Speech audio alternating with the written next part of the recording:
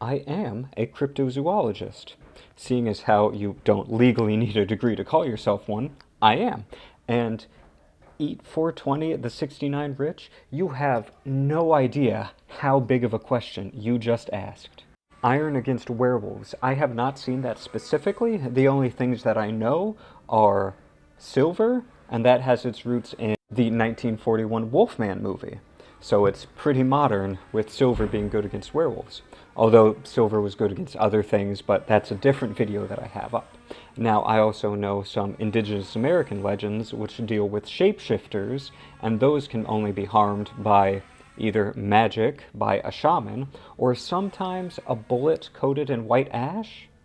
And the only other remedy that I know for a shapeshifter, and my personal favorite, is according to the Vikings, the only way you could kill a shapeshifter was to rip out its throat. But let's move on to that and on to why you think possibly iron.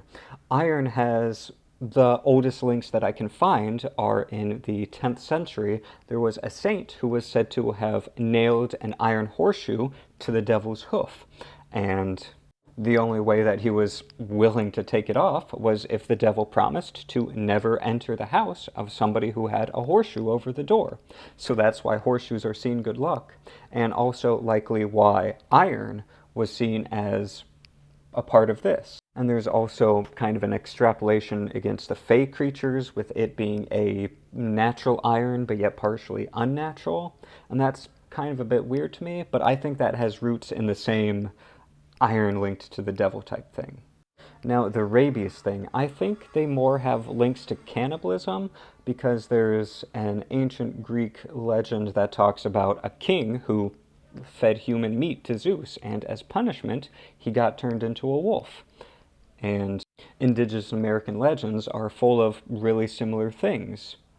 But I think they're more to kind of blend nature with itself and with humanity rather than to explain rabies. But vampires, that is a different story. You see, humans all came from Africa, so I think that the origin of vampires really comes from there, and, like this says, an attempt to explain the potentially deadly effects of mosquitoes and malaria.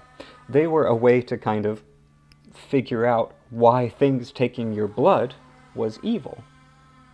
Now, there's also the link to preserving the dead and keeping that decay as far as possible. So that's definitely a valid link as well. But I don't think it's from rabies. I think it's from these two things. But great questions. I love them. Let me know if you have any more.